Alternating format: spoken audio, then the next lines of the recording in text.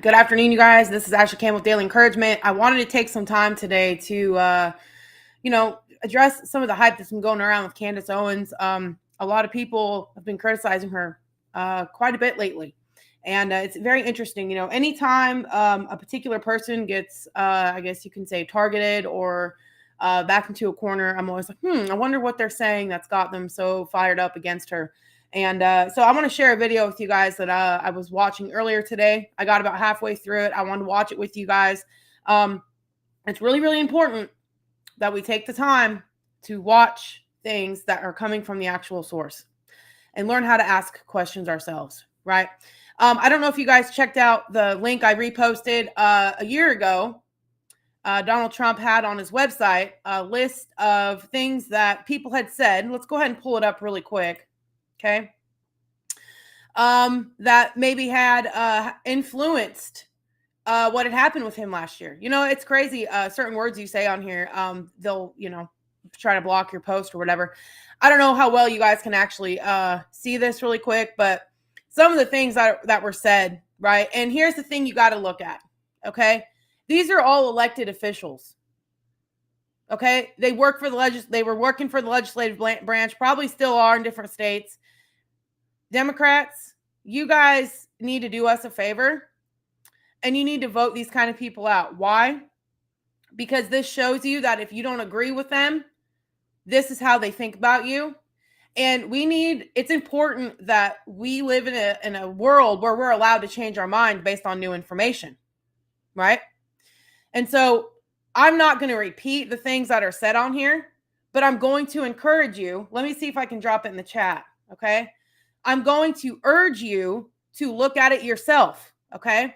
And then, we will, we're going to get into the video. I promise you guys, but I wanted to show this to you really fast. Okay. Just kind of a recap of the things that have been said over the year that led up to what I believe what happened with Charlie Kirk. This is how people talk about people in positions of influence. They don't agree. So look at the link. Donald Trump had put it on his website last year. So let's get going on this video. So let me go ahead and pull this off the screen really quick, you guys. So bear with me. Okay. So we're going to get rid of this and we are going to go ahead and add. Oh, replace screen share. Yes. We are going to put this on here. Now let me go over to her page really fast. Bam. Okay. Share. All right, guys. So we're going to watch this. Let's see if it's on there. There she is. Okay. So I'm going to push play on this. We're going to listen to it and I'll probably throw my own commentary on it as we go. Okay. So bear with me, buckle up, you guys. I want you to listen to this because, it's another perspective. All right. And this is not something that's getting pushed out into the rest of the world because the way they're always painting her, as they normally do. Anybody who thinks differently is a conspiracy theorist, right? So let's get in. Go ahead and listen up. All right, you guys, we're going to jump right into this with no introduction. There's a lot that I would like to speak with you guys about. Can't wait to hear your feedback. A lot of lies that are being put out there, narratives that I would say are half-truths or just misrepresentations entirely. And I don't really see the reason for that. First and foremost, I'll let you know last week was not a dream.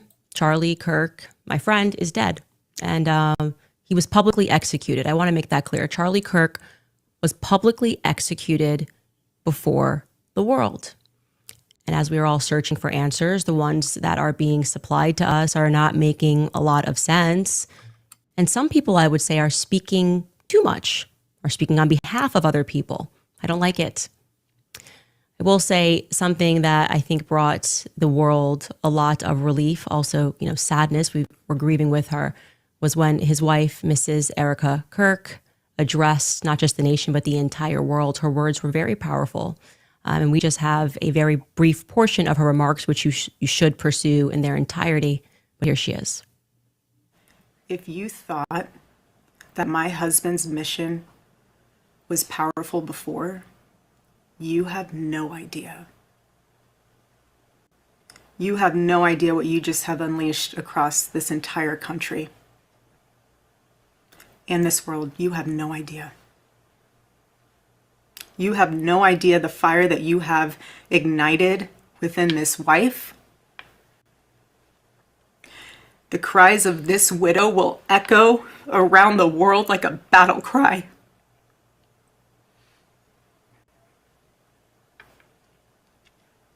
To everyone listening tonight across America, the movement my husband built will not die.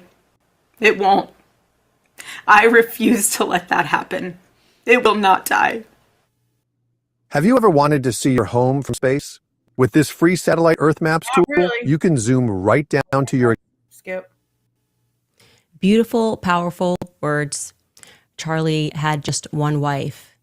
What we got to see across this weekend is that there were so many people around the world, like she said, who were deeply moved by Charlie Kirk throughout their lives and, of course, have been deeply moved by this tragedy. And what she is describing there, that fire, a lot of us are feeling it. I am definitely feeling it. I had a very tough weekend, I will say this. My entire life, I've not been much of a crier. It is not my choice emotion. I'm not a person who bursts into tears, and some people are like that. This weekend, I didn't just cry, I wept. I wept for Charlie, obviously. I didn't make it through the tribute to him on Friday, and for those of you who wanted to see me in a moment of weakness, that was delivered to you. Fair. Yeah, I watched my friend get shot in the neck. Yeah, that's what happened. I just want to say that he was publicly executed again before the world. The question is why, right? Right.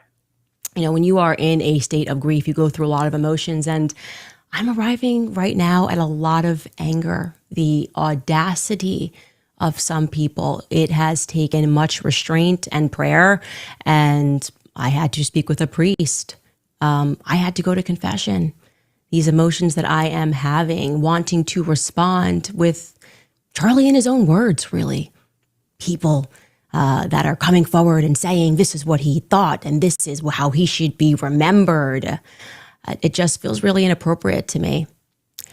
I didn't know what to do other than to scroll through messages between me and Charlie, regarding which there are a ton of them. And I kept going back and watching the many videos of us dancing to the song Power. And it felt appropriate to reach out to Ye, speaking about things, talking about his mode when he wrote the song. You know, when you wrote the song Power, why did we have it as our hype song? Because the song is about the ability to find it within yourself to become what you know you are capable of becoming inside of a matrix, when you just realize everything is dishonest, that everything is performative, that people are dishonest, that they are going to try to stop you from being great. In fact, it's the end of the song, the question that he asks at the end of the song, that's the most important. Ye asks, do you have the power to let power go? Do you have the power to say no to power? You know, I told you guys that Charlie was going through a spiritual transformation at the end, and all of the usual suspects were really angry that I hinted towards that. What do you mean? You're not allowed to say that. And this is why you guys need to listen. Okay? So stay with me. They were attacking me, trying to make me fearful to speak out and speak about the things that I know. I'm not feeling very fearful right now. I am, like I said, very angry. And I found, Charlie's favorite portion of the song. I'll show you the text between him and I, because this feels very relevant right now. This is, again, lyrics directly from the song Power, but I just needed time alone with my own thoughts, got treasures in my mind, but couldn't open up my own vault. My childlike creativity, purity, and honesty is honestly being crowded by these grown thoughts. Reality is catching up with me. Taking my inner child, I'm fighting for custody with these responsibilities that they entrusted me. And that's a moment where he is really speaking about how hard it is. Like when you're saying, no, this is what I believe. And they say, you're not allowed to believe that. You feel like you are fighting for custody of yourself. And I want to be very clear that I believe, in fact, I know that towards the end, Charlie was fighting for custody of himself. I want to say that. I want to say that plainly. And there are lies that are being told and they need to be slapped down right now. There's one person who's been out there acting like he is a widow, just saying the absolute most, tweeting first about what happened to Charlie, following it minute to minute, and doing hits in a foreign country, right? Like making time to do hits on Fox News, 2 of them. Bibi Netanyahu who's fighting, I think, like an 84 front war with everyone, made a lot of time for Charlie Kirk. You would have thought they were the best of friends, as close as him and Trump were. But I will say I don't recall Erica mentioning Bibi Netanyahu in her speech. The way he's presenting it is like he was this is just the worst loss for him, but I don't think that is the truth. In fact, I know for a fact that he is misrepresenting some things that happened there towards the end. So let's at first listen to what Bibi Netanyahu, just one day, less than 24 hours after Charlie died, what Bibi Netanyahu had to say on Fox News. If you live in a Tennessee zip code and have 0 DUIs in the last 5 years, That's such listen carefully. AI video. Take a listen. We're just heartbroken. Myself, my wife, my family, my son actually, on his 2019 visit to Israel, had lunch with him and his wife, Erica. We're shattered first as human beings because a great human being has been taken from us. Was an extraordinary friend. He wrote me a letter on May 2nd this year. He said, one of my greatest joys as a Christian is advocating for Israel and forming alliances to defend Judeo-Christian civilization. A few weeks before the tragedy yesterday, I called him and I spoke to him and I said, please come to Israel. I invited him to Israel. And sadly, that visit will not take place. But he was a defender of our common Judeo-Christian civilization. He was unbelievably excited to walk in the footsteps of Jesus here. He valued our bond, the bond between America and Israel. He did so many things to defend free speech. He had his truth. He stood up for it. But he said, you can come and debate me. He invited that debate. He certainly didn't invite the violence, the horrible violence that tried to silence him. And this is a worldwide problem. The people on the extremes, the Islamists, the radical Islamists, and their union with the ultra progressives, they often speak about human rights. They speak about free speech, but they use violence to try to take down their enemies. Whether it's President Trump, who's been almost assassinated twice, or they tried to kill me here too, but they got Charlie Kirk, and it's just heartbreaking. Who is they, Bibi? Who is they who got Charlie Kirk? We don't have to actually speak conspiracies. I'm just wondering, because you said a lot there, but it really sounded like it was about Bibi trying to establish a narrative that we saw reinforced by a lot of people, that Charlie kind of made it almost sound like he died for Israel. I mean, Trump's account even tweeted out a photo of Charlie and an American flag and also an Israeli flag, a bit of AI used, like this is just who Charlie was. He says Judeo-Christian values. He spoke to him 2 weeks ago. Again, you would think he was busy fighting this 97,000 front war, but no, he's letting you know that he just randomly picks up the phone and calls Charlie Kirk and invites him to Israel. Why would Bibi do that? It seems like maybe there's a little more to the story. No, there definitely is a little bit more to the story. First and foremost, that letter he is holding up, he is severely misrepresenting. Those sentences are real, but I am calling upon Bibi Netanyahu, the dear friend to Charlie Kirk, to publish the letter's entire contents. Like, don't start with just 2 sentences. Publish the entire thing. You're holding it.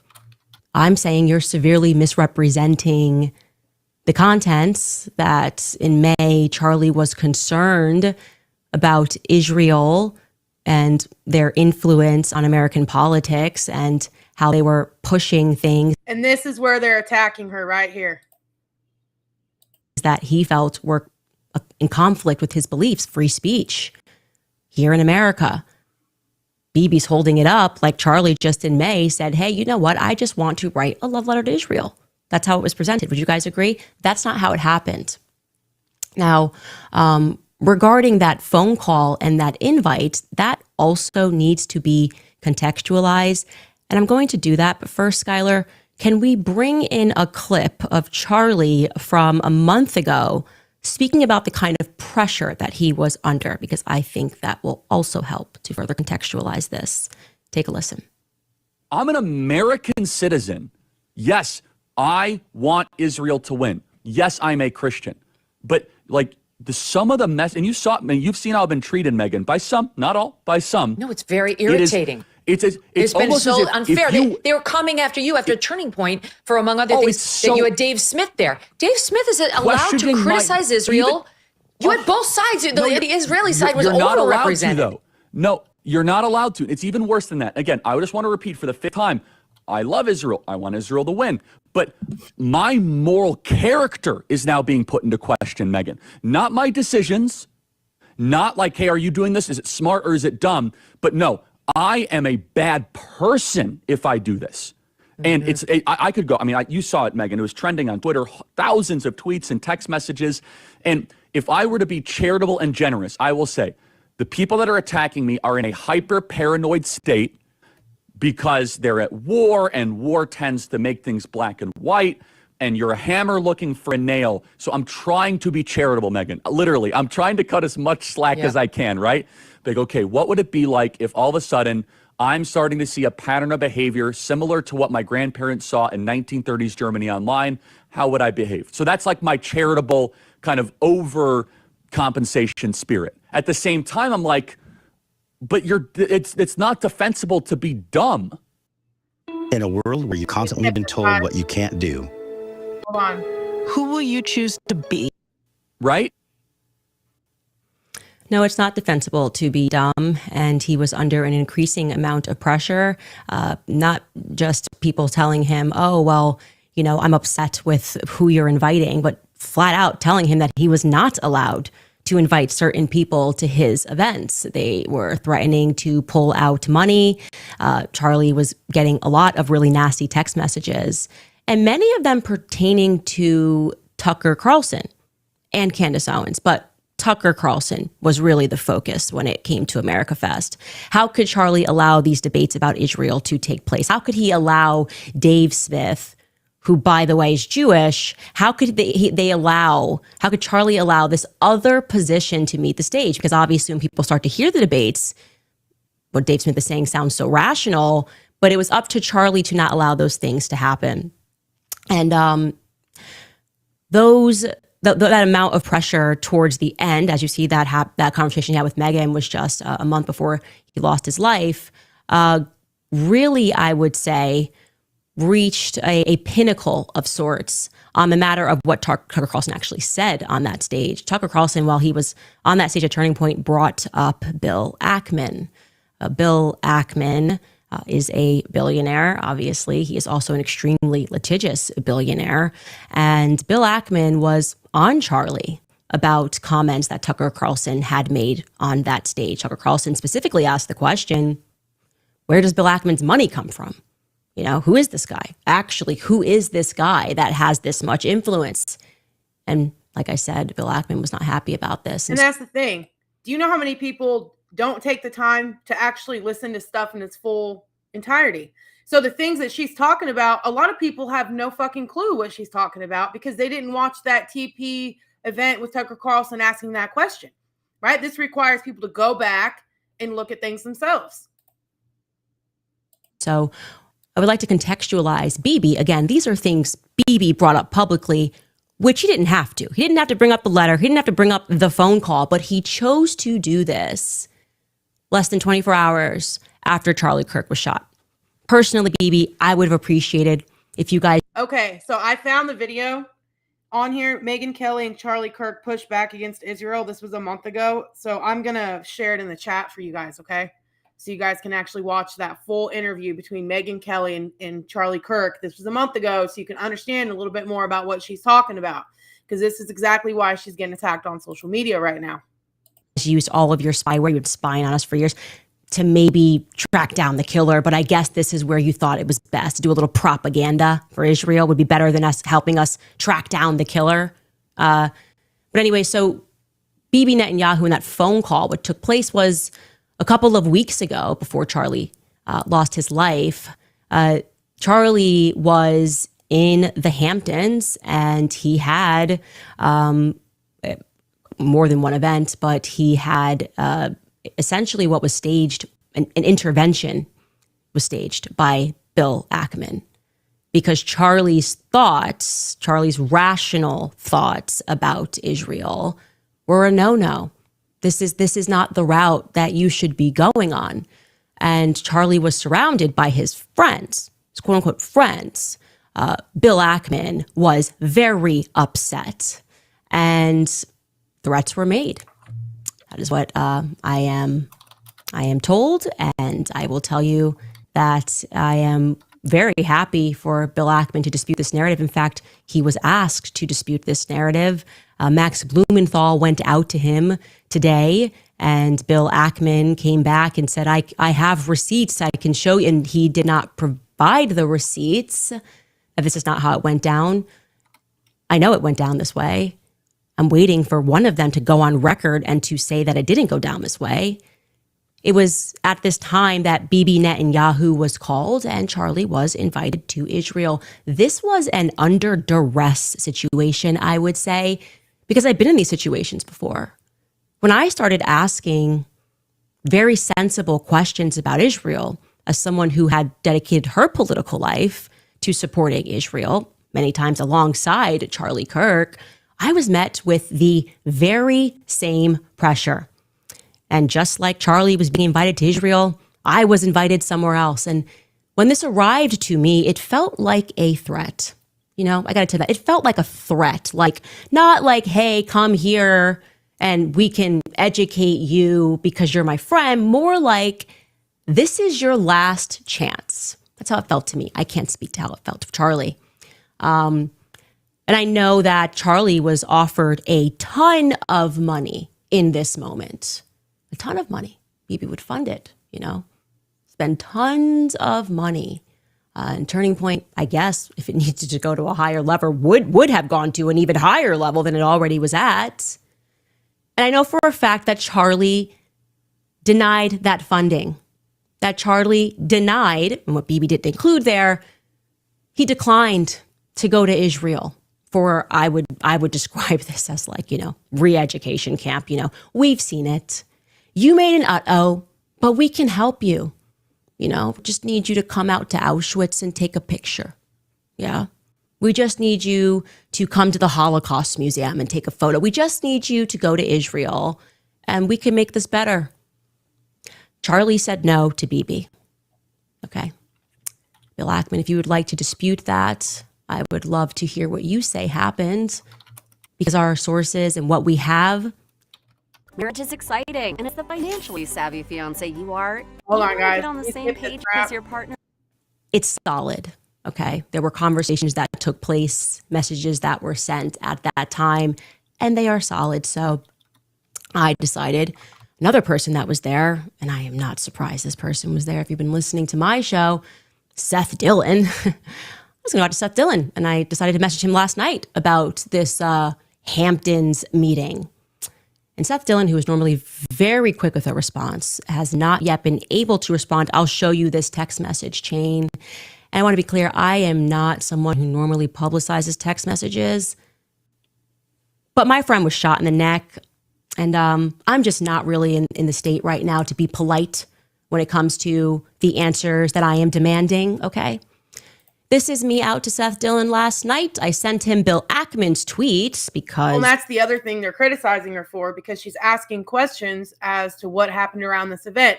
What is wrong with that, right? People admire Charlie Kirk because he was willing to go to opposition and understand and ask questions.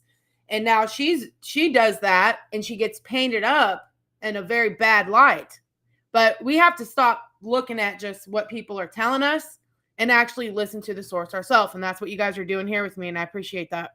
You know, he tweeted, I feel incredibly privileged to have spent a day and shared a meal with Charlie Kirk this summer. He was a giant of a man.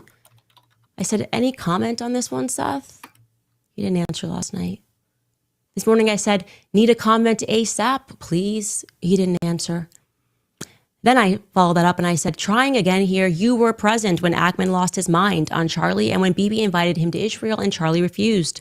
text messages immediately following this meeting are circulating. I find Ackman's statement, as though the meeting was somehow cordial, to be incredibly disturbing. Are you at all disturbed by that tweet? Do you feel, as I do, that this tweet significantly betrays the defined purpose and mood of his, and I presume your, final meeting with Charlie Kirk? ? He was unable to speak to me, but he did place some frantic calls to Turning Point USA. Yeah. Interesting. You see, I went out to Seth, but I also went out to 2 other people. Have you guys, I just saw this right before I got on here. It was somebody that's on the board for Turning Point, and he was attacking Candace Owens. I find that interesting because if this guy that she was texting did in fact get a hold of Turning Point, it would kind of make sense as to why this guy on the Turning Point board is saying things about Candace that, basically is, how can you say it? Trying to influence them not to listen to her. She's crazy, yeah. So anyway, let's continue. Who were at this meeting, and nobody is willing to go on record. They're all messaging each other, trying to figure out a coordinated response to say that, no, this was all quite cordial, but no one wants to go on record and describe it as cordial because they know someone's leaking. Why don't we also, if in fact it's what she's saying is not true, why don't we have people go on Candace's show that are part of Turning Point and answer her questions? What's there to hide, right? I mean, I think these are legitimate concerns that she's bringing up. And yeah. Because someone's got a guilty conscience about what happened at the Hamptons. So I will again put it out there, Seth, Bill Ackman, and to the other individuals who I have not yet named, but who are going to be named later this week, who were at the Hamptons when Charlie was put under pressure. When Bibi Netanyahu called him and invited him to Israel, again, in a move that when it happened to me, and it wasn't Bibi Netanyahu, felt to me like a laced threat. I am inviting you guys, I will give you my platform, actually, to come clear matters up, to tell us what really happened. Because, I think Charlie was definitely on the brink of changing some of his perspectives. And I can tell you factually, Charlie was praying the rosary. Charlie was going to mass. One of my last conversations with Charlie was me joking with him saying, just make the last step, okay? You are, I said specifically, you're too smart to be a Protestant. Just take the last step, Charlie. He says, ha ha. He was speaking about Mary. And typically when those steps start taking place, you stop referring to yourself, as I did, as a Judeo-Christian. Again, it is mystifying why, Bibi was out there doing the absolute most to make sure that Charlie was basically remembered as, I would argue, like a Jew. I'll say this. A lot of Christians that would hear this right now, you could get very emotional and you could say, oh my God, I can't believe she's saying that. You have to hear what she's trying to say. She's saying that there's other information out there that he was learning about that most Christians don't know about. That's why they attack her. I don't agree. It's hard to make an agreement on something when I don't have the information that she has, but I wouldn't just write somebody off the gate just because they said something and you're like, what? What do you mean? Just gotta listen. Has not been yet mentioned. I didn't hear that. Erica was very clear that Charlie was a Christian, and I believe Charlie obviously was very much a Christian, and that things are not being told truthfully. In fact, I will also call upon, since we're having fun, Turning Point USA to release the audio of what Charlie Kirk, because I was in communication with Charlie at this time, because I knew exactly which donors were pressuring him and why, exactly which people that they were insisting Charlie allowed to speak at his event and why, when Charlie did not necessarily want those people to speak at his event. Okay.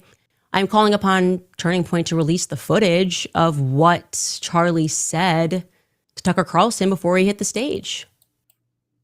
I mean, that seems reasonable. Keeps my house feeling fresh and smelling fresh 24/7. These tea tree oil-based gels Before, all of that craziness and the response to Tucker Carlson's remarks played out. Charlie was mic'd. Surely Tucker Carlson was mic'd. I know Charlie's mic'd the entire time at those events. So I'm asking for everyone to just release Charlie in his own words. Yeah. I feel like that's pretty fair, right? Let's stop saying how Charlie felt. And instead, if you're going to hold up the letter, release it in its entirety. That makes sense, right? I mean, should other people be defining who he was? Shouldn't you just let him speak for himself? Release the tapes, release the letters, all of that, right? Why wouldn't they? That's the better question. Okay. Why don't you release your messages, Bill? I'll release mine. Let's all just be very forthcoming about what took place. In fact, I'm calling upon Tucker Carlson to speak about that. I know what Charlie said to him, and I'm sure Tucker Carlson won't lie about it. What did Charlie say to you? Dave Smith, what did Charlie say to you? You guys should look up the podcast that Charlie Kirk did do with Tucker Carlson not too long ago. Look it up. Go to the Tucker Carlson show on Spotify or whatever platform you use to listen to podcasts and search for the one that he did with Charlie Kirk. These things she's referencing, we got to do our homework, before we make conclusions. Charlie, did he seem like he was treading in the direction? Like, do we feel like what Bibi is saying is honest, a representation of what Charlie was going through? This is what I want. I think that the thing that we need here, sunlight is the best disinfectant. Now, does all of this mean that Bibi Netanyahu and that this somehow proves that Israel was involved in the assassination of Charlie Kirk? No, we have no evidence of that. We can't say that because there is no evidence of that. But I don't like little lies. That's what I will say. Something that I always say in my household is when there is one lie, there's 20. There's no reason to lie. Bibi could have gone on Fox News and he could have told the truth. He could have said truthfully that Charlie Kirk has always loved Israel. He has always loved Israel as the Holy Land. He's been here many times. And throughout his career, he has been a faithful supporter of Israel. That's not what he said. Okay. He talks about the phone call and didn't give it the proper context. He held up the letter and didn't give it the proper context. And lies by severe omission, I'd like to be very clear, are lies. Lies by severe omission are lies. You're not going to gaslight us and tell us to shut up or call us anti-Semitic for pointing out the fact that Charlie was having a change of heart about the tactics that Israel was using in America, and that he felt when he had left that meeting that he had effectively been blackmailed. Again, my platform is yours, Seth Dillon. My platform is yours, Bill Ackman. So if you want to clarify it, we can do it in front of millions, okay? I think that that's what people deserve because everyone has PTSD. We watched Charlie get shot in the throat. That feels a little bit symbolic. It feels like they wanted us to know that his voice was problematic. Again, I don't know who they is.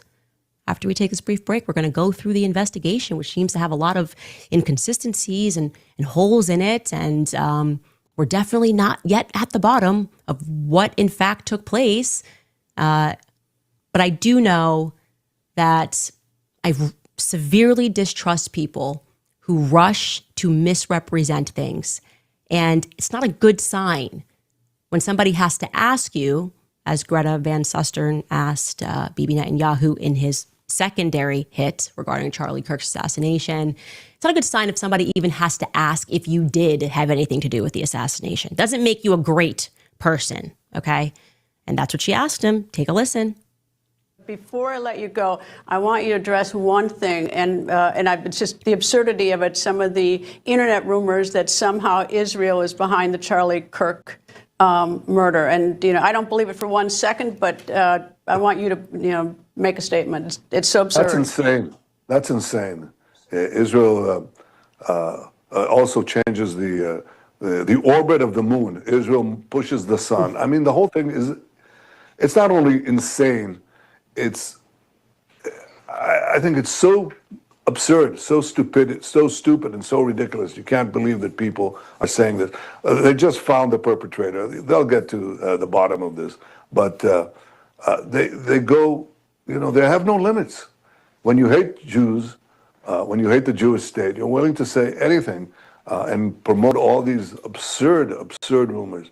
And by the way, they're willing to kill us all the time. I mean, that's what they're doing. And over the centuries, when Jews, especially in the Middle Ages, the horrific Middle Ages, the worst things were said about Jews you couldn't possibly believe. We were poisoning the wells.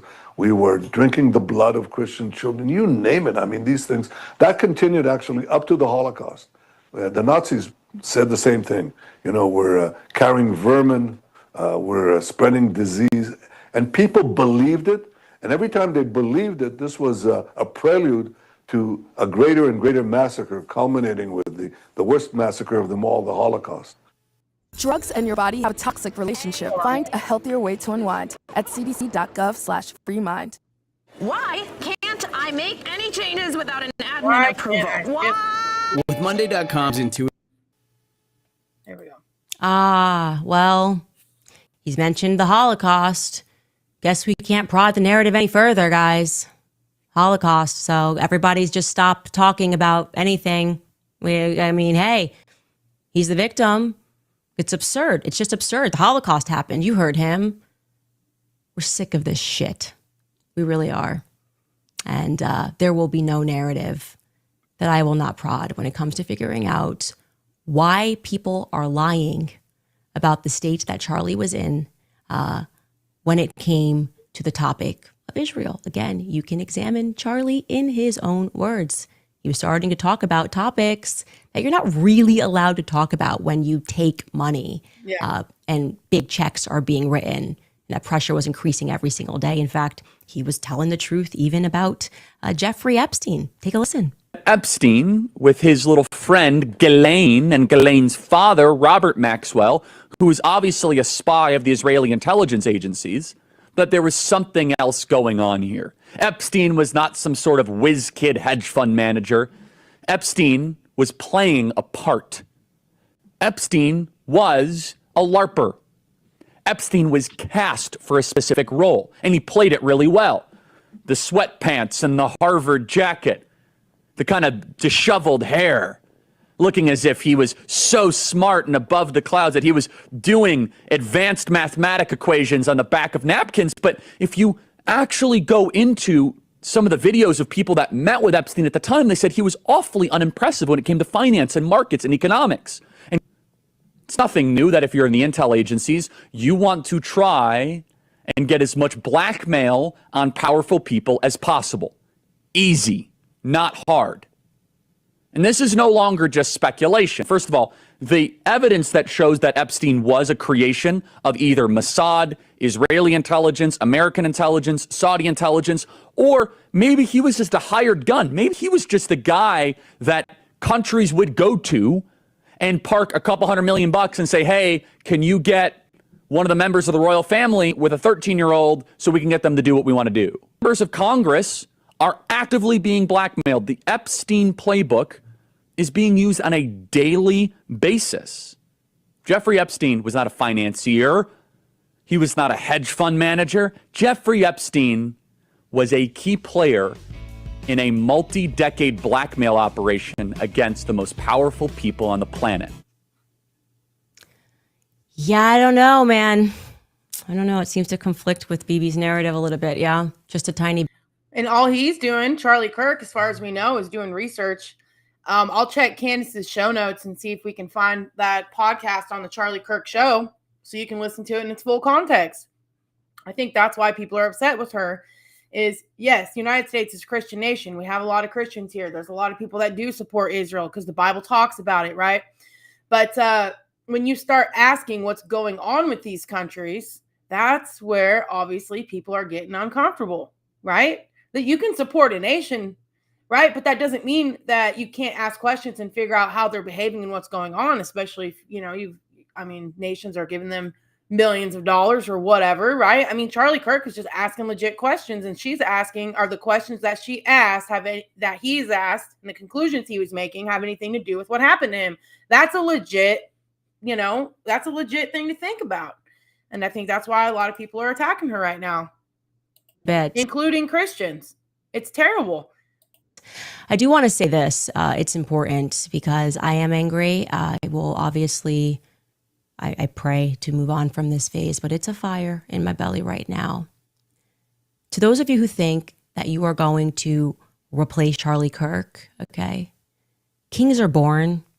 You don't just get to depose and tell us that we're going to follow this individual, okay? I'm one of the Masons of Turning Point USA. You put a shill. And I'll say this. I seen somebody do a little clip of this yesterday. They took what she said out of context. Oh, she said she was a Mason, right? Do you guys know what a Mason is? If you look up the definition, it's a skilled builder. That's what she's referring to. Candace Owens was very much involved in the growth of TP USA. Okay, she was a builder in this. But see how people take shit out of context and they make videos and they paint it up to something that it's not, right?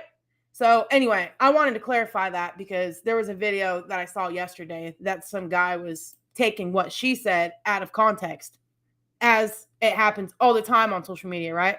In Charlie Kirk's chair, in Charlie Kirk's company, and you try to tell us to follow that individual, I will be an enemy of you.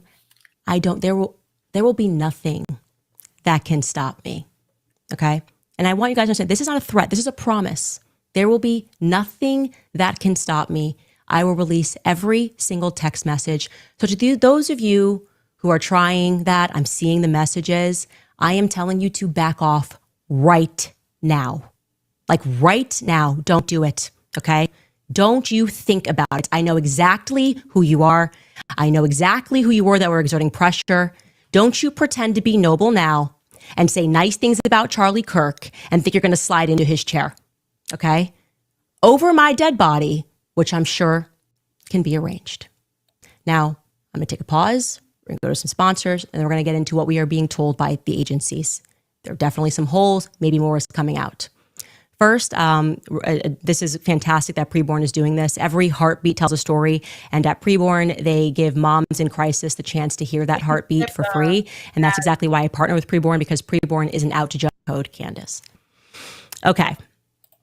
Let's get into what we know about the Charlie Kirk assassination thus far in terms of what the authorities are telling us. First, I just want to toss it to Michael Savage, because the energy of this, what Michael Savage had to say about everything that we're hearing, is pretty much all of us right now. Take a listen.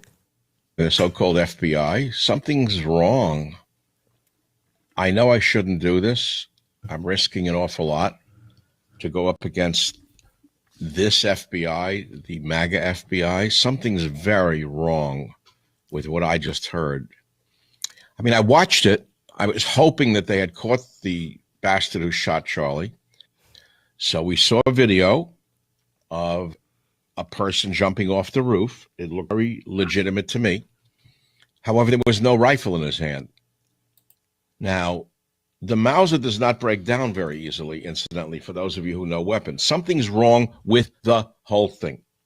They're trying to claim he removed the barrel from the Mauser and fit the receiver and stock in his backpack and barrel in his pants leg, all in 2 seconds. It is not easy to remove a Mauser barrel or index it after reinstalling and remain accurate. We are not hearing or seeing reality. And by the way, the photo of the rifle allegedly left in the woods has the barrel installed. So we're supposed to believe a guy is on the run after killing Charlie Kirk, and he pauses in the woods to reinstall a barrel, and then he leaves it for us to find, the FBI to find. I don't believe a word of it. I shouldn't do this. I know I'm putting myself at risk, but I can't take it anymore. I can't take the bullshit from this fucking government. It's lying to us. Something's wrong. Something's so wrong. It's sickening. Sickening is definitely the right adjective, I think, to describe how a lot of us are feeling. And all I know how to do is to gather information, to research, and to investigate. And nothing is making sense. Now, it could not be making sense because we've not arrived at the conclusion. The FBI, I will say, has recently come out and said they're looking for another person. Good, because what we have so far obviously cannot be it. I feel, I was insisting that everybody read that book, Chaos, about the Charles Manson murders. And what we learn from that book is that if the government does want to hide something, what they do is they give you so much information that you can't, you don't even know what's real. So many different possible ways that things could have gone down, so many different manners, so many people speaking, so many publications publishing. And it's just meant to be chaotic, to drive you crazy and to just go, okay, I'm just going to accept whenever the authority says something and not prod any further. We can't allow that to happen here. I won't allow that to happen here because this something terrible has traumatized the world, okay? And I feel as though when it comes to this, the media, the government, the talking heads, everyone is confusing us about what actually took place with Charlie Kirk, this event, how it got set up. I even would like to know. I mean, let's prove her point a little bit. I mean, what happened? Patel gets on there and says it's this old dude and finds out it's not, and then it's somebody else. And I mean, there's something to what she's saying here. You know, Chaos. That's what the book's called. Just say Charles Mason or something. It's worth looking into these things and asking questions. And this is why she's getting attacked, because she is saying there's other things that were going on the backside. Did this have anything to do with what happened to Charlie? Let's ask the question. That's important. And I'm glad that she has the courage to at least bring a different perspective out instead of just the stuff that they're throwing out there. How do we know it's true? You have to ask questions. You got to go to the source. Are these people willing to talk to her directly, face to face, give her the information she's asking for? Why not? If you're telling the truth. Picked the venue, okay? Here is what we know thus far, and I will tell you who the exact source is and what video they presented. So the first bit of proof regarding that day happened at 8:07 a.m. According to TMZ, they have footage, and we're going to show you it, which shows a man at 8:07 a.m., so hours before the shooting, wearing a maroon t-shirt and light shorts, as you were seeing on your screen right now, hands in his pockets, that is just walking outside of university grounds, okay? Slow down, honey. Too fast, Trevor, too fast. I know what I'm doing, Mom. A new driver. Now, Governor Cox tells us that at 8:29, which is an interesting timeline, Governor Cox tells us that is when the shooter, Tyler Robinson, arrived at UVU campus in a plain maroon t-shirt, light-colored shorts, and a black hat with a white logo. So essentially, he's saying that what that person we saw walking down the street right there arrived on campus at 8:29. I'm going to allow you to hear Governor Cox say that himself. Take a listen. Investigators reviewed additional video footage from UVU surveillance and identified Robinson arriving on UVU campus in a gray Dodge Challenger at approximately 8:29 a.m. on September 10th, in which he is observed on video in a plain maroon t-shirt, light-colored shorts, a black hat with a white logo, and light-colored shoes. So what's interesting, already confusing to me, is that TMZ shows him already walking. We're supposed to believe he walked, parked his car, and then walked onto campus. They're saying that after that video that you just saw of him walking, he got into his car and then drove to campus, and then at 8:29 p.m. on campus is when he arrives. Already confusing, but let's just keep going. We don't need to poke holes. Let's just keep going with the narrative. Then we're back to TMZ, and they release that at 11:49 a.m., they have footage of the shooter who has now changed his outfit. We're supposed to gather that, again, on a doorbell cam, and he's in a different outfit. So this is 11:49 a.m. Charlie Kirk has not yet been shot. Take a look at this. Okay, and for those of you that are listening to this on audio, you are going to see someone who appears to be limping. Okay, so maybe he changed his outfit at some point and now he's limping. And the idea that we're seeing floated is that he's limping because he's holding the gun in his pants. Okay, that's kind of what's been floated. Okay, that has not particularly come from the feds. I don't believe so, but he's limping now and he's got on a different outfit. Okay. 11:52 a.m. And we were actually going to check this, by the way, but I think that we had the FBI say that was when he arrived on campus. Maybe that's not accurate. But so let me just skip off of that, Skylar. We should actually look to research that. But at 12:23 p.m. is when Charlie Kirk is shot. Okay.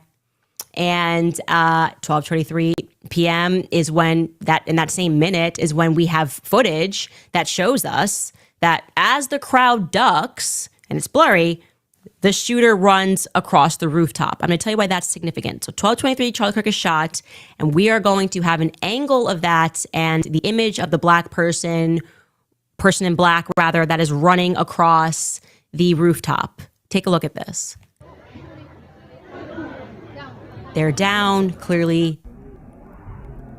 And right away, look at that, okay? And we have another, so the footage shows us, there's another actually clip that I was looking for, Skylar, there, that it actually shows him running across the rooftop. You guys may have seen it. The reason why that footage is problematic, as you start to see them ducking and then you see the shooter immediately start moving across the rooftop, is that their narrative is that he disassembled the gun and then started running. So that's a bit confusing to us of how he was able to do that so quickly. An unbelievable amount of hunters, guns, people that reached out to me and said, that just didn't happen. They have exactly as Michael said, that did not happen. There is no way that happened. That cannot be accurate. Then, and this is obviously the craziest part of everything, we have Decoy Boy, right? So it happens and suddenly this guy, George Zinn, gets arrested. He's making noise. He's signaling that he's somehow shot the guy. And at 12:52, it gets announced that the suspect is in custody. So nobody needs to look around anymore because this suspect is in custody. But actually, I guess George Zinn just does that. He just does that, I guess, like just wants people to think he's done something but he hasn't actually done anything. That again, to me, feels like he's a decoy. Like more people are involved in this, and I will say that. Yeah, like that is kind of weird. Why would he do that? You know what I'm saying? I don't know. That's a good question. Let's continue. We don't know, but we know that something's wrong with this. Then at 12:29 p.m., we have TMZ showing us that there's a person running through the backyard. They are saying this appears to be the suspect running. Okay, now we're going to show you that clip. It is very grainy. So they're alleging that that's him. We couldn't confirm that, and the feds have not confirmed that. But it does show you that someone's running across the back. Again, that's at 12:29 p.m. I just felt like in today's world, I don't think it has the stigma that it used to have. I have some student loan stuff. That was Yep. I don't know. We don't know. I'll give you some other facts that you should probably know just in general that has been thus far confirmed. The weapon, they say, was found in the woods and it was wrapped by a dark towel. Okay, now, when they gave us a photo of that weapon, it was fully assembled.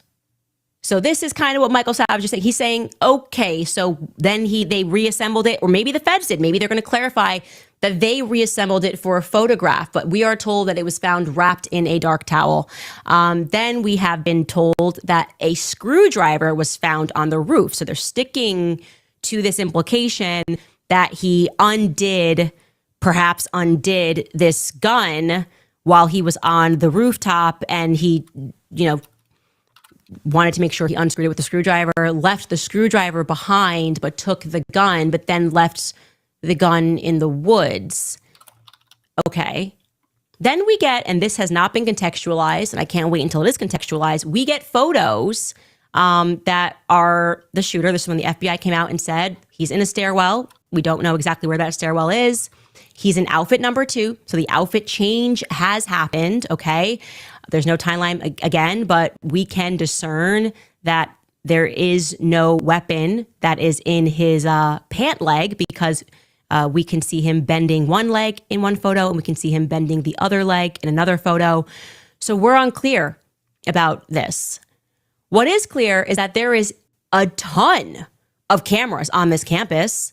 There is a lot of footage that they could release to make the public feel better about this. I mean, tons of different angles. I don't know why we're getting grainy shots at all. There have been tons of people online going through the tech stack of UVU campus and saying like, hey, why are we getting grainy? Why don't you give us clear images? In fact, you guys could show us an image here, here, here, here, here, here, here. They're not doing that. They're just going with this like grainy image and saying that's it. And you can get this grainy image, but we can't tell you much more. Now, again, it's an open investigation. They're under a lot of pressure. There is no question. I'm certainly not going to let this go. And I want the public to not let this go because you were spiritually impacted by watching a man be publicly executed. And you need to keep that energy and understand that something is very wrong here. Right. Because it could be you or me. Right. Thank God for people who ask questions outside the box. And that's why they don't like her. Okay.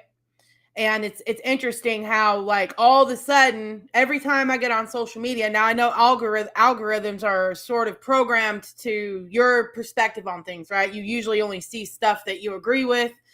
But a lot of the stuff, there's Christians out there attacking Candace Owens for investigating what happened. I don't understand that. How can you be so loyal? And that, you know, I did a video about this in my group, you guys. You guys got to join my private group. But it was talking about the stages of spiritual growth. And people who are more married to their ideas or married to their beliefs, you're like in a stage 2. People who are in stage 3 are willing to ask questions like, well, what is the truth? They get out from underneath their sort of structured box thinking. And that's what she's done here. And this is people like Candace who are going outside the box can be a threat to the people that really want to control what you're thinking. All right. So I don't think she's saying anything wrong here. You don't have to agree with everything everybody's saying, but it is okay to ask questions. All right. And I don't think there's anything wrong with that. And that's exactly what she's doing. Nothing they are saying feels good to me. Honestly, the thing that they said that felt the best to me is when they said that there's probably somebody else involved. That sounds about right. 2 people, maybe these aren't even the same people. Maybe the guy in the maroon is not the same as the guy in the black shirt. That would make sense because why change your outfit? Both of these look like you would blend in on a college campus. So why are you blending in twice? Does that make any sense to you? Why would you change your outfit? Like just like a random fashion show while you're going to murder someone? Right.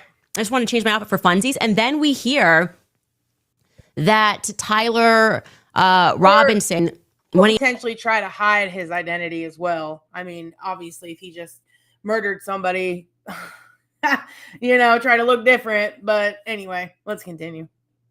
Is apprehended, is communicated to us that he is wearing the maroon outfit. Now, I want to be clear. They said this was 33 hours later. So he changed his outfit. I mean, ostensibly because he wants to avoid detection would be the only thing that's I think is reasonable to assume. Right. But then he changes back into the outfit that he was wearing before the shooting. For what reason? 33 hours later, like no shower time. He just wanted them to know that it was him on the camera. That's not clear to me. Why are we changing outfits? Are we just 2 different people? I think it's reasonable to ask that question. Are there 2 different people that are involved?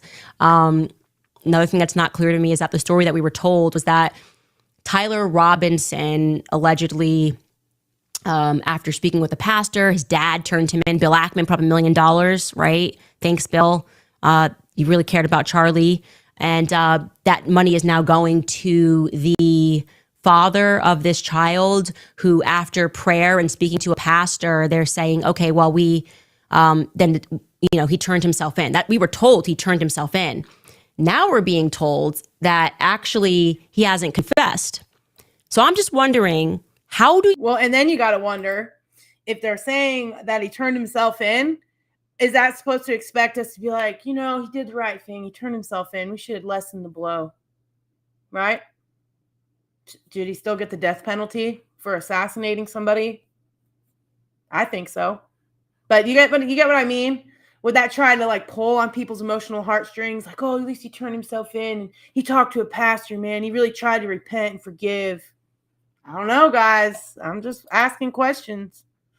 You turn yourself in without confessing? Because if I say my kid did it, that's enough for an arrest?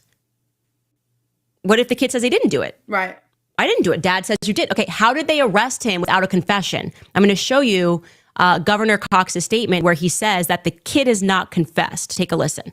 I know you heard that report by Matt Gutman and this latest reporting in the New York Times that some of the suspect's acquaintances were allegedly talking to him online and joking and thought they recognized him from those early photos. Can you tell us anything about that this morning or anything further on the investigation?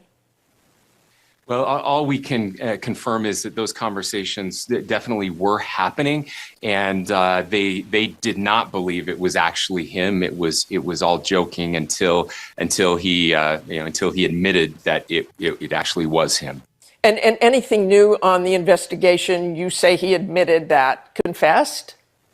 I've been with my partner for 20 years this year, and let me tell you, relationships aren't easy. Even as a therapist. There we go. No, not again. He has not confessed to authorities. He is not cooperating. But all the people around him are cooperating, and I think that's very important. There were reports yesterday that we can confirm that his roommate was indeed a boyfriend who is transitioning from male to female. That's information that the FBI had mentioned yesterday. We can confirm that as well, and that he is cooperating with authorities as well.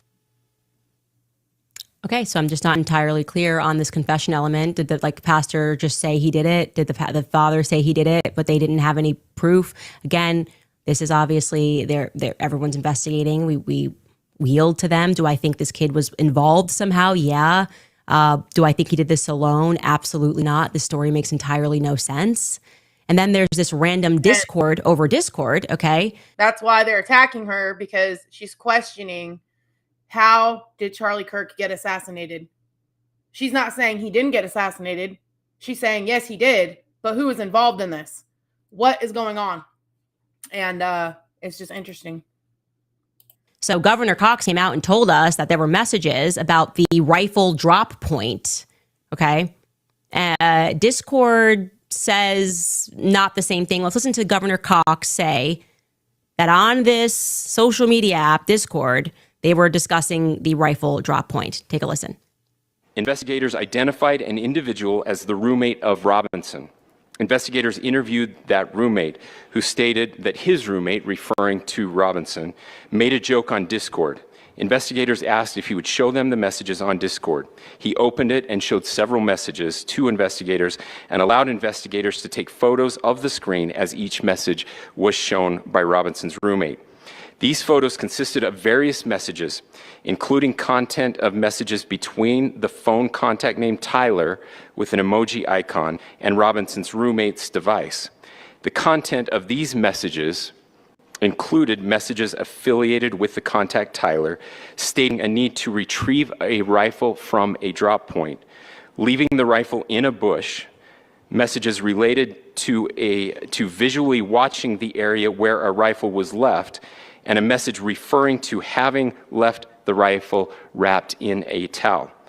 The messages also refer to engraving bullets and a mention of a scope and the rifle being unique. Messages from the contact Tyler also mentioned that he had changed outfits. Okay. So he changed outfits. Again, unclear why he did that. Unclear why he would then put the outfit back on 33 hours later. Most people just shower within that time. I did receive contact from one of Tyler Robinson's classmates, and they said that was the strangest part to them.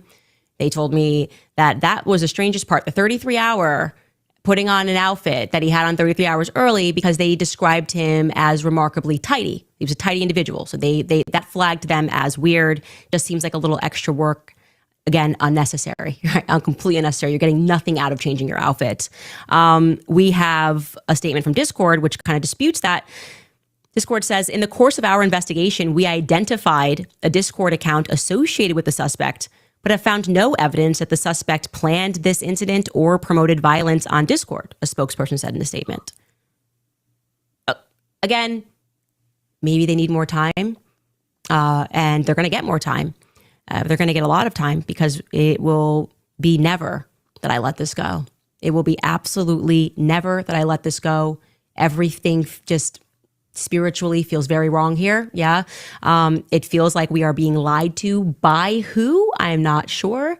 Are there some good guys? Of course, there's always good guys in government, but there are too many bad guys in government for me to feel good about this. And so, ladies and gentlemen, we are obviously going to continue to follow this, to tighten up this timeline with the most up-to-date information that we can possibly have, everything that we could possibly learn about the father that is involved in this. I want to know more about the father. He's being described as a hero. He turned his son in. Okay, I don't trust anything right now. Okay, I trust absolutely nothing. I think everyone needs to be investigated. Every person that is even mentioned should be investigated. We have a right to do that, and we're going to continue to do that. All right, guys, before I get into some of your comments, I want to remind you guys about Pure Talk, because when was the last time that you bragged about your wireless company? Did you know with action? Some of my kids are top of their class, and I fully attribute IXL to helping them reach that goal because of... All right, guys, what are you thinking about all of this? Kind of strange that nobody at the Hamptons meeting wants to speak about anything. Everyone's a little hush-hush right now and trying to manipulate me into not speaking. Now is not the time. No, it's the time. It's the time.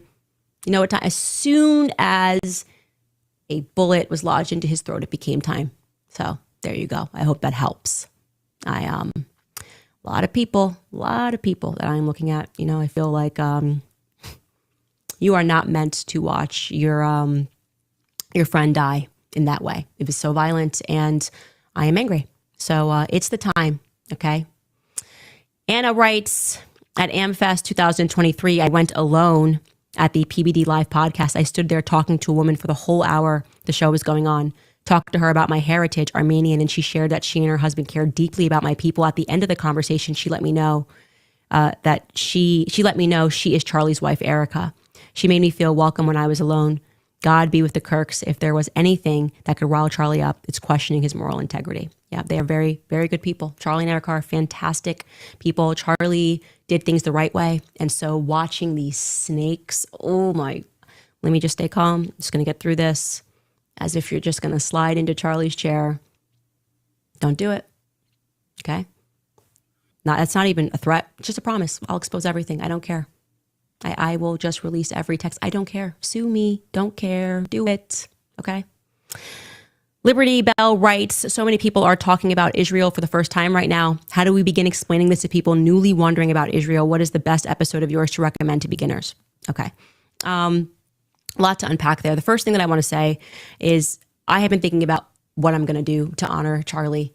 How do I honor Charlie? The best way that I can honor Charlie is to insist upon parents that if you have the means, take your children out of these schools. All of them, okay? At that university, when Charlie was shot, someone stood up and cheered.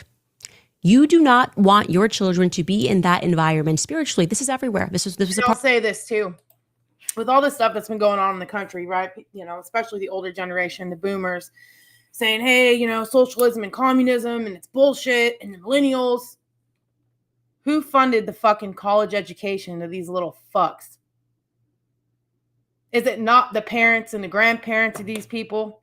She's got a good point. Come on, man. When I was in high school, do you know how much pressure there was for us to go to college? And so now these colleges are full of these kids that Americans are paying for, their parents thinking they're going to get a great education. And that's the shit that's coming out of it. So we got to start taking responsibility. If you're concerned about the direction of the country and where it's going, don't send them to these universities, because look what's coming out of it. There's a lot of bullshit out there that if you don't get a college degree, that you're not going to be able to make a decent living and your life's going to suck. Bullshit. You can teach yourself anything in this country. Okay. So that she's got a point there. You know, this mentality is being fueled by the institutions that we're supposedly trusting to educate our younger generation. Anyway, let's continue. It's almost over, guys. Part of this movement, understanding there's an underground communist movement, and it is at all schools. I want to be very clear. So if you can, and I'm telling you, you can, okay, take your children out of these schools and homeschool. That's what I want. I want to build this legacy by encouraging people to homeschool. Okay. Now, in terms of a lot of anger. I skipped way too far. Where were we? Hold on. Hey, stop playing with your fanny pack. I'm gonna do that. You need the bearskin tactical hoodie for organize and lie about something like that. Okay. You got to confront build this legacy by encouraging people to homeschool. Okay. Now in terms of specifically how, and I'll say this, there are resources out there.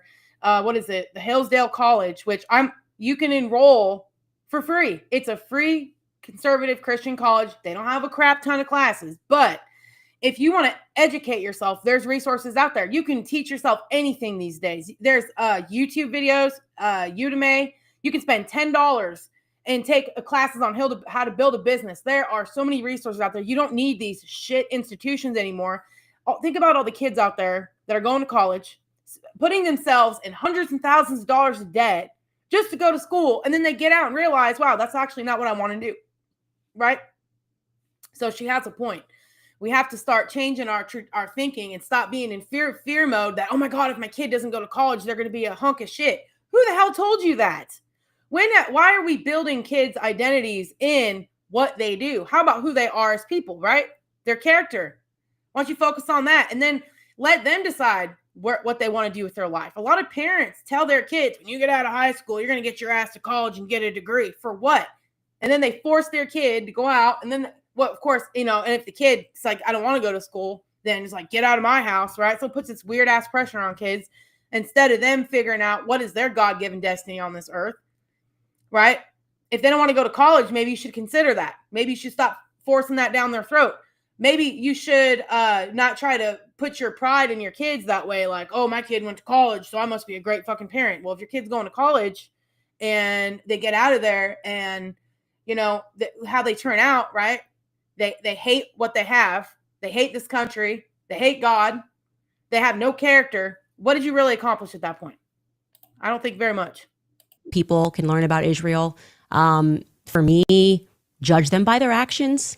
How everyone feels when you're friendly with them. I mean, Dave Smith has a very good tweet about that. It's like all these people who supported them, and then suddenly they come under pressure to effectively lie or to go against their morality. That's not normal. Yeah. There are so many books that can get you started on your journey, but if there's one that I would recommend everybody read, because you need to understand the beast that you're dealing with, like what kind of lies are willing to be told and sold. I would say right now, my book club, and you don't need to join that, but you should read The Assault on Truth. It's a good start, okay, to understand that Sigmund Freud is celebrated in schools as the father of modern psychology. He is the father of nothing but modern gaslighting, and that's what they do. They gaslight repeatedly, okay? Don't believe your own eyes.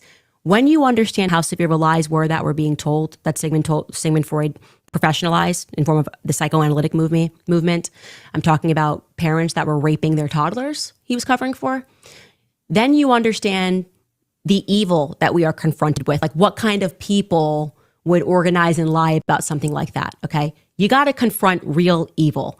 And then I would recommend you read David Bacon, Sigmund Freud, and I think it's the history of the Jewish mystical tradition. I think those are probably and that doesn't even get into like the history of Israel, but it will help you. I think that kind of woke me up and led me to researching more about the history of Israel. It started with the gaslighting mentality and the father of it. I would definitely read Shlomo Sand There's a book called The Invention of the Jewish People that gets into Israel full stop. He was, I believe, a historian at Tel Aviv University. That's an important one. And you will note that all these books that I'm recommending, by the way, were written by Jewish authors, because that makes you aware of the fact that you're not diving into something that can be labeled anti-Semitic, because, I mean, these people were like in the IDF, you know what I mean? And so there's no incentive for them to lie. But if you just want to jump right into Israeli history, I would say Shlomo Sand would be a good start. The Invention of the Jewish People is a good one. And he took a lot of flack for having written it, standing up to neo-historians, which is who we are also fighting. They are neo-historians. They publish a lot. And you believe they're kind of creating this matrix of history that there's very little truth there. Kari writes, all death can do to the believer is deliver him to Jesus. That's fantastic. And you are absolutely correct. Jordan Jacqueline writes, pray for Candace Owens. As M. Skim writes, go Candace, go, but be careful. No one was more careful than Charlie Kirk, and he still got a bullet in the throat. So that's why I would like to say that. Amanda Moore writes, contributing for the fight. May the God protect you and your family. By the way, these are really big donations that are coming in right now to me, and I thank you because when I tell you I will catch more lawsuits to get the truth out about Charlie Kirk if I have to. Okay, that's all these people have is threats, lawsuits, contracts, lawyers. I'm sick of it. I am sick of it. Truly, I am done. I'm done, okay? I'm done. That's it. It took Charlie Kirk dying for me to literally, I want you to know, F you. Like, truly, I mean that. I don't care. I'll expose everything. You guys who are watching know what I know. So tell the truth. Just tell the truth for once in your miserable lives. Okay, I need to calm down. I told the priest I would chill. Let's be honest. There are a zillion of things you'd rather do than look for insurance. Like assembling whatever that's... Come on, guys. I did. No, I didn't. I actually said I just needed time. But I understood that my anger was wrong. And the priest told me that is everybody struggles with certain things. Mine is vengeance. I have to work on that. So I would like to apologize for my tone 10 seconds ago.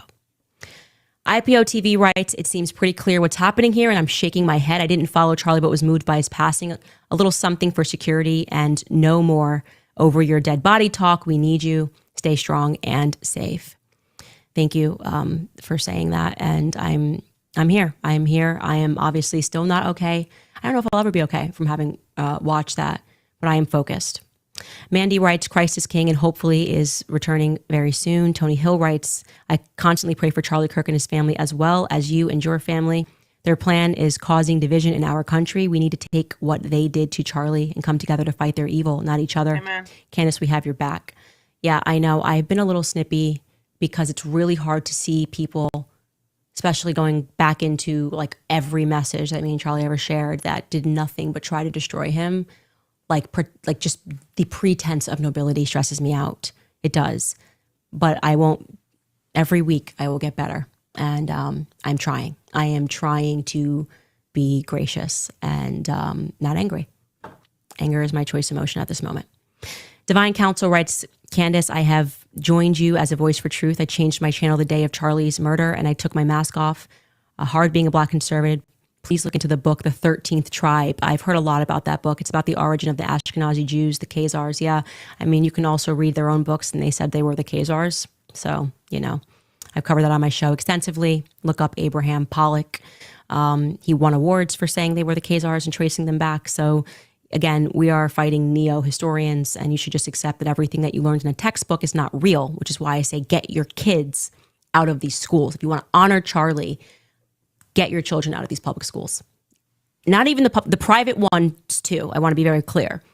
It's a communist movement. It always has been communist. They need your children. That is the one resource that they can't buy, and that's your children, okay? Because that protects their dynasty, to be able to have their minds, to impact their minds, to lie to them. It is psychology. That's why reading about Sigmund Freud is very important, to understand what modern psychology is and how much they have invest, how much time they have invested into thinking about how they're going to raise up your children. Okay. It is wicked. It is evil. It is disturbing, but you need to know it. You need to know it. Read the Assault on Truth, process it, and recognize that when you grew up, you were told to honor that monster. Okay. Up is down and down is up. Question everything. We certainly will be questioning everything. Kiara writes, Candace, after I posted my prayers to Charlie's family, I was blocked and removed by people I once considered close to me. It's sick how many people I see in my everyday life that support such an ungodly act. Christ is King, praying for you and your family. Thank you very much. Christ is King. The tributes around the world towards Charlie lifted up my heart. There is a lot more that I will say, but I, again, want to invite people to lie first. I want to invite people to lie. If you have any more information, please send them to tips@CandaceOwens.com. If you want to join our movement of the decentralized intelligence agency, you can head on over to support us in our work. We are entirely independent. We take money from nobody, and so nobody can threaten me. You can head over to our website, CandaceOwens.com. You can sign up, buy yourself a hat, stay there, and we really appreciate that. That's why we're able to keep going. And I want to say to everybody else who is lying on behalf of certain people, I know who you are. Okay. I know who you are too. I'm writing that down. So tread carefully, because I wouldn't want to get caught up in lying right now. I wouldn't want to be you and be caught up in lying right now, because the truth is going to win. Amen. The truth is going to come out. We'll see you guys tomorrow. All right. So that is it. I wanted to watch that with you because I thought she had some interesting points. Like I said, there's a lot of Christians on social media right now criticizing Candace Owens, saying, oh, you're being insensitive to Charlie Kirk's death, and I can't believe what you're saying. And it's like, what is she saying that's so offensive? Somebody explain that to me. All she's doing is just saying, okay, did this really happen the way that they're telling us? And, the views that he had on some questions that he had around certain things, right? And I've seen Charlie Kirk's support. He's like, look, I support Israel, but he's like, what's going on with some of these people, right? I mean, do we really want to blindly just assume that just because they're a country in the Bible that they're doing the right thing? I mean, let's think about this. Does Israel or even anybody have a good history of doing the right thing? How many times did Israel get rebuked by God, right? The people that God had chosen for this shit they were doing. Like, we don't know. We only know what they tell us. And, the point is it's not to, make certain conclusions, but it's to question the conclusions that you've made about things. Right? Is it true? How do you know it's true? So I was just wondering about that. Why is everybody attacking her all of a sudden? Candace Owens, and even talking to people, it's like, oh yeah, people will say, well, she's really losing her mind. Why are they demonizing her all of a sudden? Like I said, the ones you need to pay attention to are the ones that they do demonize, right? Why are they demonizing her all of a sudden? And why are all these people all of a sudden, this guy that I saw on Turning Point attacking Candace? Why don't you just go on her show and show the receipts? Right? I mean, to her questions that she has. I love the fact that she's not bought and paid for, that people just support her and she doesn't have to rely on being bought. That's what it means to gain the world and lose your soul, right? Is you get money and all of a sudden they tell you what you're going to think, how you're going to say it, and do this and do that. And I'm grateful that she's not compromised that way. Anyway, so I'm going to get off here, guys. I want to share that with you. Share that video. When I get off here, I'll post that interview that she mentioned with, it was Megyn Kelly and Charlie Kirk. Okay. I put it in the comments on this video, but I'll see if I can get it in the description. So you guys can watch it yourself. The book that she mentioned, The Assault on Truth. I don't know if there's any book readers out there. I'm definitely one. So I'm going to be looking into that. And then, looking up Charlie Kirk's podcast when he was talking about the Epstein files, right? So, look at these things yourself because, we don't really know. We do know that the people in power have been lying to us for a long time. Look at our country. So the only way we're going to know the truth is to look for it ourselves. So anyway, you guys have an awesome rest of the day. Yeah, you guys be sure to join my group, Inspiring American Voices. So we're going through some courses right now. And then I'm going to be taking some of those classes from Hillsdale College. And the first one I'm going to do is talk about capitalism. Then we're going to talk about the Federalists. And I'm going to basically take these classes and go back and teach it to you guys in the group. So I'm looking forward to doing that. And yeah, so I'll put the link for the groups and stuff in the comments if you guys want to join. It's only $10 a month, but it keeps me online, you guys. So let me look at the comments really quick. It's the fact that she wants the real truth because she feels off about how it went down, like millions of people do, and the corrupt and the people who control the world stage don't want anyone to speak about anything. Like they just want you silent and just want to shut up and believe them, which we all know is BS. Absolutely.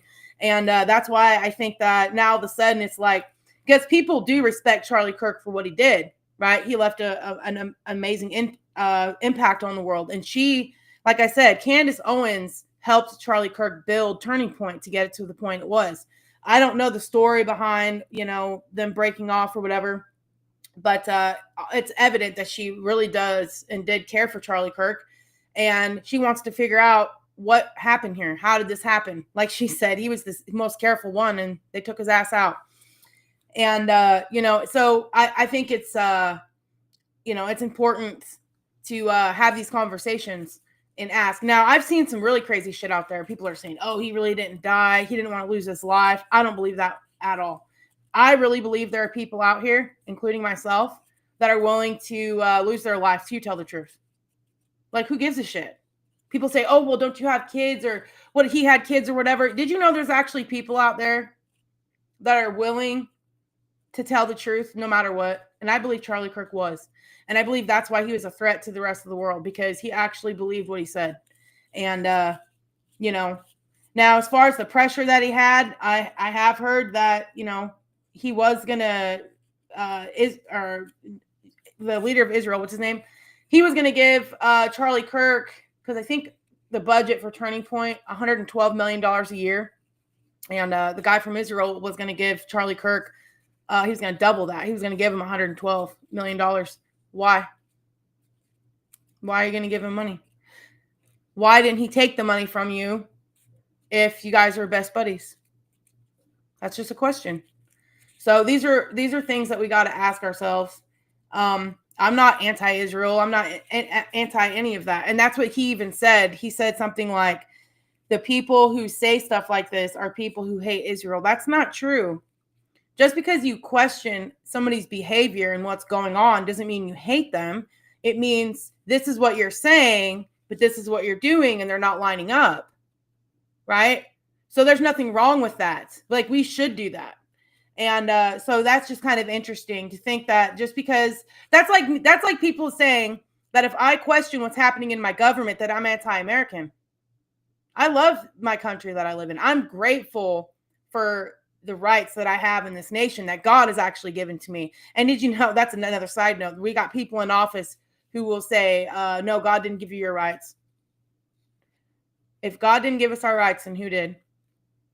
And then what is the parameters to keep your rights or they can take them away? It's foundational that you know that your rights came from God. And that's the beauty of the United States. And that's the very thing they're trying to destroy, because they want everybody to be slaves, right? The whole world to be slaves. And this is exactly why they keep the Bible out of other nations, right? Because of the authority that it brings. When people start reading it and the Spirit of God comes upon them and starts giving them revelation and insight about what God intended, right? How he set it up for man to rule and subdue this earth. The people who want to be in power feel threatened by that, because God didn't create another man to rule over another man. God created us to rule and subdue this earth, come underneath of him. God's going to teach us how to do that. And that this is our earth. We get to build our lives. We get to choose to do what we want to do. And, so that's under attack. And, our ability to speak up. Why? Because God has given us the spirit of truth. And if you can't speak up and use your First Amendment right, then you can prevent truth from coming out. But God has given us the spirit of truth. That's our call, right? So the First Amendment is vital to being a Christian. Because if God's given you the spirit of truth, then you're supposed to speak the truth. You should be looking for the truth. You should be driven by truth, because if God is in you, he's going to influence you to be that type of person. And so this is exactly why. And this is where you can see the battle between good and evil, the spirit of lies, which is Satan, and the spirit of God, which is truth. And so, it's important that God's people like unite under asking, like, Lord, what is the truth? And not to just continue to bite on to all these things that they keep throwing at us, because we don't know. These fuckers have lied to us, you guys. We know that. They do it all the time. And this should be the time where we're saying, we're done with this crap. We're sick of them lying to us. God, help us to see the truth and pay attention. I say this all the time. Thank you, Cindy. Thank you for watching today. I really appreciate that. The fact that, what was I going to say, you guys? Gosh dang it, I lost my train of thought. But anyway, it's just crazy, you guys. But I care about God's people, and we need to unite under asking what is the truth, and not just baiting on to, like I said, everything they're throwing at us. Again, just because you question a nation, just because you question Israel, doesn't mean you hate Israel, you're anti-Jew. It means you're saying this is what is going on over there. What's the behavior that's happening? Especially, the United States gives Israel lots of money, right? I mean, I know that the Bible, God, you guys, I've never dug into this whole thing, right? I'll say this. I have been loyal to Israel because I've read the Bible, and the Bible talks about that. But that's the only substance I have. All right. Other than that, as far as how this country conducts themselves, or their leader conducts themselves, or the things he's involved in, I have no freaking idea. And that's what made Charlie Kirk a threat, is because he made his life to find out what is the truth. And he was obviously looking into things, asking questions. And now these guys are, coming out of the woodwork per se, and getting upset about anything that's been puppeted to us, that's getting questioned. Now it's like Candace Owens. Why is she all of a sudden being attacked for bringing these things up? We should be asking these questions. Ukraine, right? Do I support people getting murdered? Hell no, it's awful. But when my government is giving them all this money and taking our money, right? Because you guys remember, we just broke this down the other day. The debt in the United States is like what, $38 trillion. That means it's $105 or $103,000 over your head. Where the hell is that money for you, right? So now we're sending billions of dollars over here, and just because you're asked the question, like, what is this money going towards? What's the actual results that's happening over there? Now all of a sudden you're a hater and you're a piece of shit. Bullshit. Like, God created us. This is not just our country, but this is our fucking world. Okay? Everybody that lives all over the planet that has the spirit of God has the same fucking authority to question what the fuck their government does than anybody else. All right? That they were not created to rule over you. They were created to protect what God has given to you. But now we have godless governments everywhere, right? I mean, we even have people in our country, in the United States, who say they're Christians, but they're blowing smoke up our asses, right? How can you say you're a Christian if you are more interested in silencing the truth? Like, that doesn't make no sense to me. That's not a behavior consistent with being a Christian. Now, obviously, why do you think Jesus said, gain the world, lose your soul? Okay. He said, don't sell out your character for gain, right? To get money from other people. That's what this government has done. They get into these positions of authority and they start compromising. And this is why it's important, you guys. We need to pray that God will send deliverers into this nation, right? I mean, come on. Now, I know there's a lot of people out there that say, oh, Jesus is coming back. You know what? I hope he does. And I know he will at some point. But if I sit here and tell myself that Jesus is coming back tomorrow, well, then guess what? What the hell do I need to do anything for? Why do I need to sit on these videos and talk to you guys? Why do I need to, read books and ask myself these questions? Because we weren't created to just sit back and wait for shit to happen. It was like, look, we were created. He says the kingdom of heaven is like a man who gave his talents to his servants and went on a journey. So basically, God has given us things that we need to put to work and use as much as we possibly can. And when he comes back, as long as you're found doing the job that you believe you need to do, which is me sitting on here talking to you guys, trying to educate people as much as I educate myself, right? There's a lot of stuff, you guys, I still got to learn, right? I mean, there's so many things we can crack into as far as ignorance goes, right? I mean, it's there's so much out there that I don't know, but I'm willing to take the time to learn these things and teach these things to people as much as I can. And so anyway, let me see here. Let me look at this comment here. That's how we back the people who gave their life to fight for our freedom. So we back each other no matter on home soil or not, or what's the point of fighting for freedom or freedom of speech? It's fruitless. We must all fight as one and speak up, because as the Lord said, we must speak truth, and his truth, his word is to keep us holy as one body. And when we die, that's all we have is our impact that we had, other than your family, your freedom. We have to speak our mind to question everything against a tyrannical government. Amen. Absolutely. 100%. And so,